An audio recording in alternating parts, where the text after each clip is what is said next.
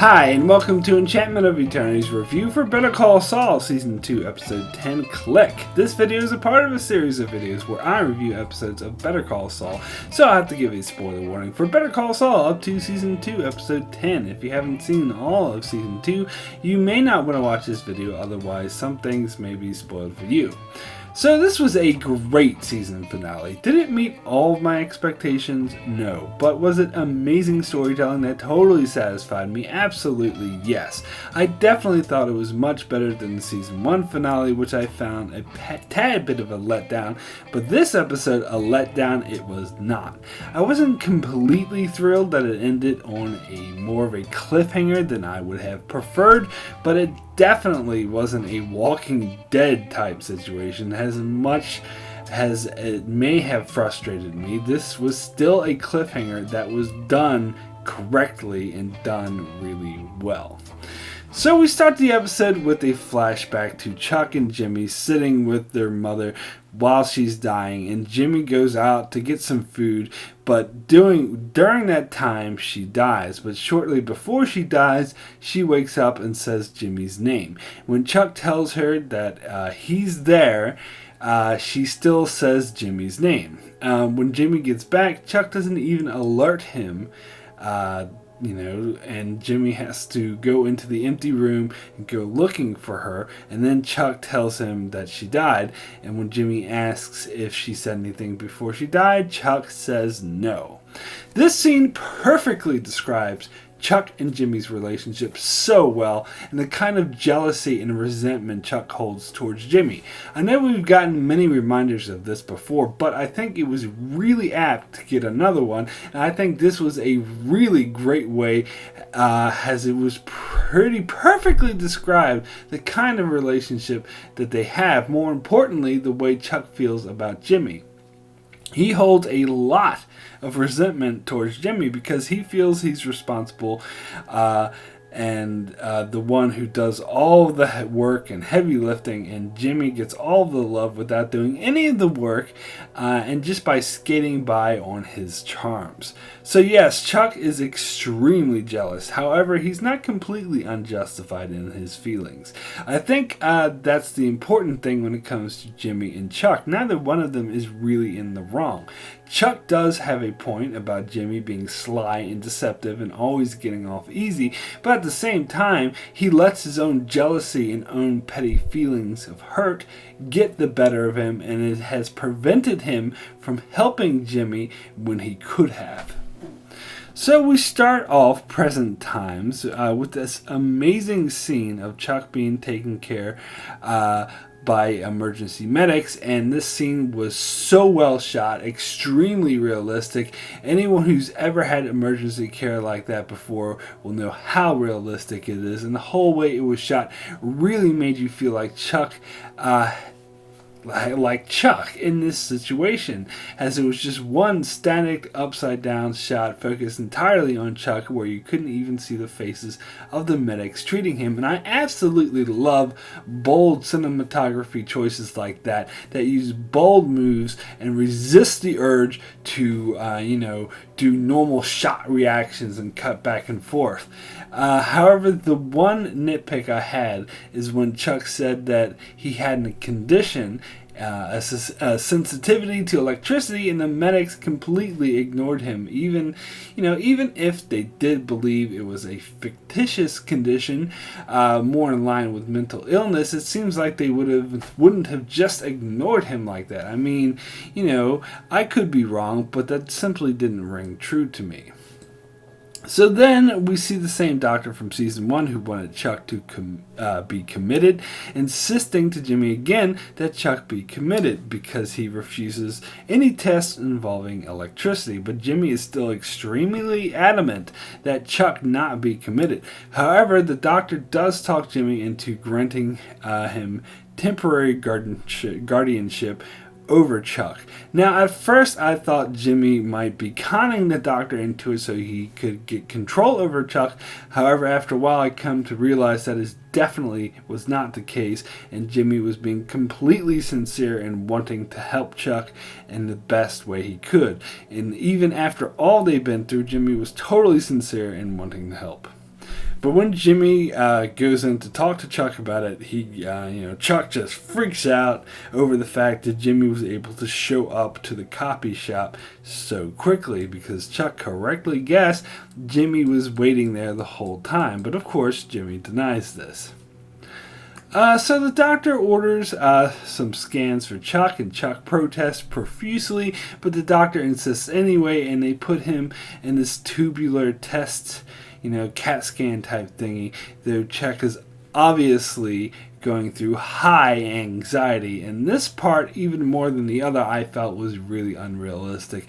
Even if they believe Chuck's condition is entirely psychological, I don't think they would force a patient into a scanner against his will when he's obviously in a very heightened state of anxiety. In fact, when he comes out, he's in a catatonic state. Jimmy could have very well sued for malpractice regardless of whether or not his state was psychological. At least it strikes me that way. Anyway, we also get to see Jimmy's commercial, and I was correct that this was the prototype for the Better Call Saul commercials, where they say, "Give me Jimmy," instead. And of course, the major difference here is that Jimmy is still practicing elder law, and in the commercial the tagline was "a lawyer you can trust," which is obviously a very different message than the Better Call Saul commercials. So then Jimmy stays by Chuck's side the entire time he's out, but eventually Chuck comes out of it, and Chuck is very suspicious of Jimmy's intentions, but Jimmy tries to make it clear that he's just sincerely trying to help. What's important to note is that at some stage Chuck was convinced Jimmy's concern is sincere because of what comes next. So when they get home, Chuck convinces Jimmy to leave, and then he sets to work. So, next we see Jimmy is prospering in his new office with so many clients, he can't keep up with them, meaning his commercial was a huge success. However, Kim comes out to tell him that Howard has been trying to get a hold of him all day, which leads to a funny scene where Jimmy gets Kim to get coffee for the clients waiting, which was quite funny.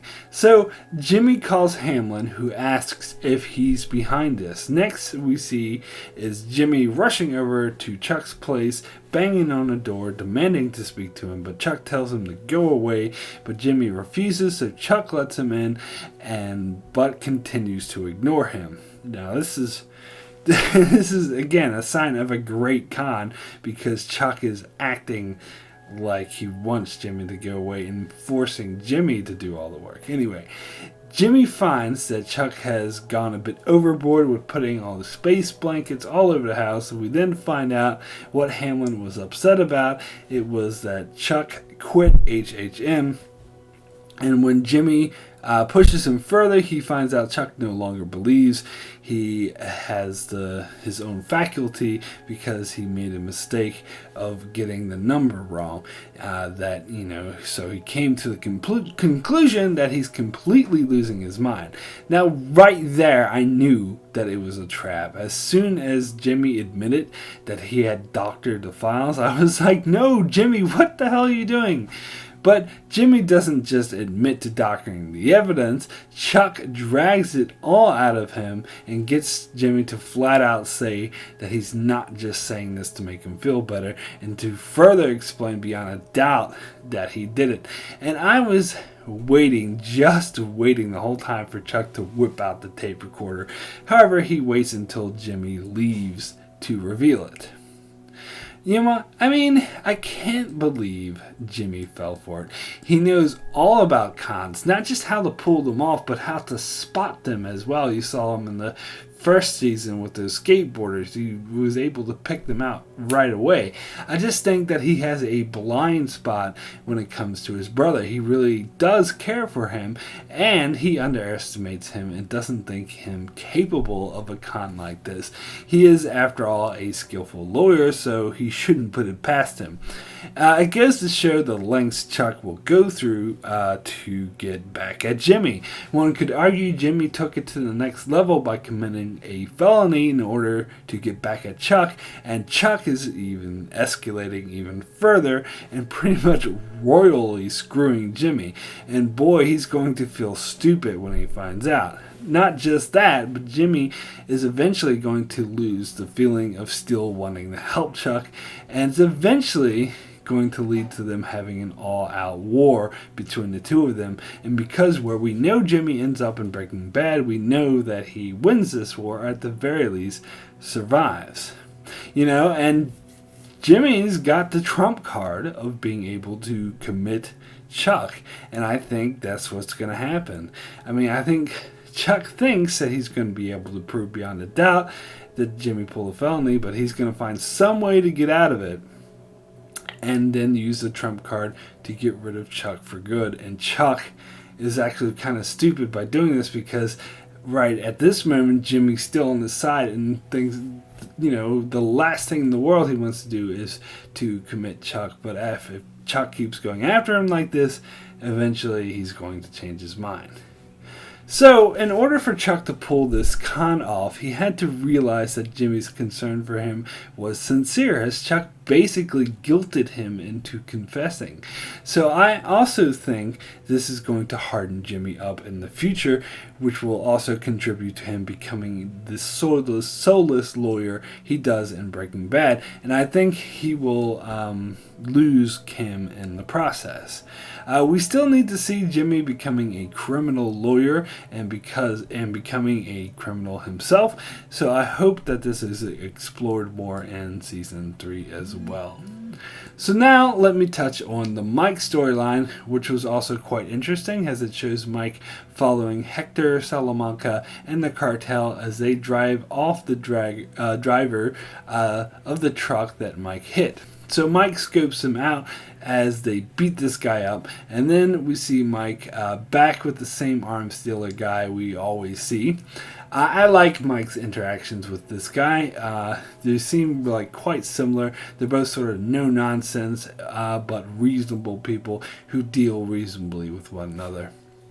Anyway, he practices with the sniper rifle to get his shot just perfect, then goes out to commit the deed.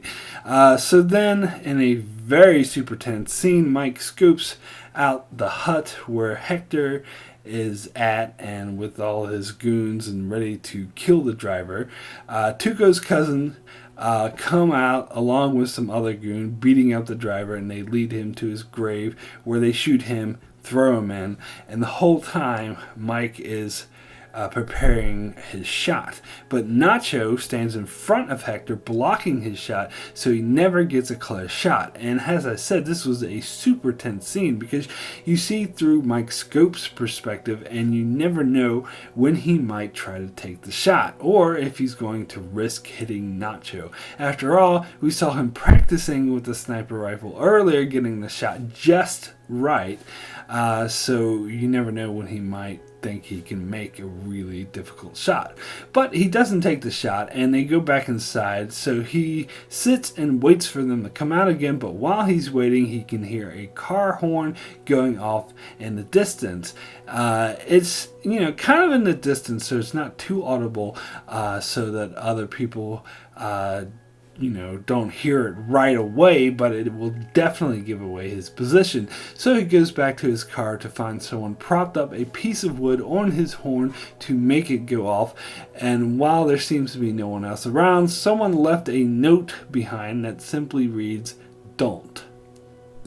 So, the big question then is who did this? Who didn't want Mike to shoot Hector? So the obvious thought is that it was Nacho, because Nacho wouldn't want Mike to kill Hector, but he wouldn't necessarily want to kill Mike either. And of course, Nacho was the one who was standing in front of Hector, blocking Mike's shot. So, that's likely not a coincidence, especially because if Nacho was involved in setting off his horn, he would be aware of which direction Mike was shooting from and would be able to block his shot.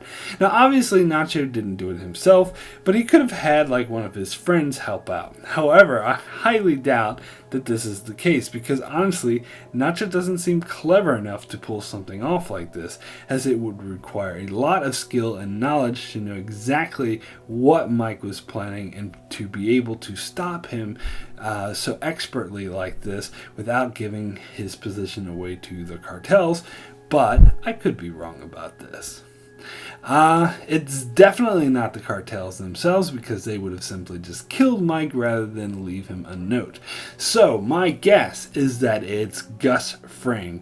And I know I'm not the first one to say this, and I think that's because there's good reason for it. I don't think it's just out of a desire to see Gus on the show, but it makes the most sense because one, by the time of Breaking Bad times, we know not only that Mike works for Gus Fring, but he's basically his right-hand man. So in order to climb so high in that organization, you figure they must have known each other for a while, so it makes sense that we might see that. Two, we know Gus is mortal enemies with the cartels and with Hector Salamanca in particular, so it makes sense that he might have had Hector monitored and would have spotted Mike while he was monitoring him, and perhaps saw no reason to kill an enemy of his enemy, but because of his own plans didn't want Mike to strike at that particular time.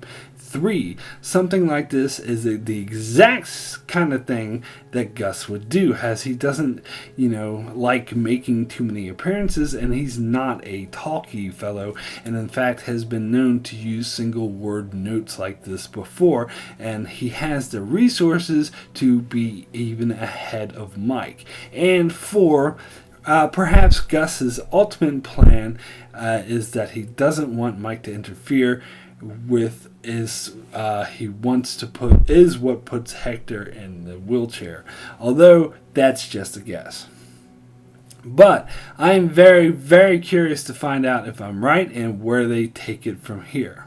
So in a way, this cliffhanger was brutal, and it's going to be a long 8 months waiting to find out what happens. But hopefully, this will make for a great season 3 where we jump right into things and don't have to wait for a slow burn as we did with these 2 previous seasons. So my rating for Klick out of 10 is a 9. Excellent.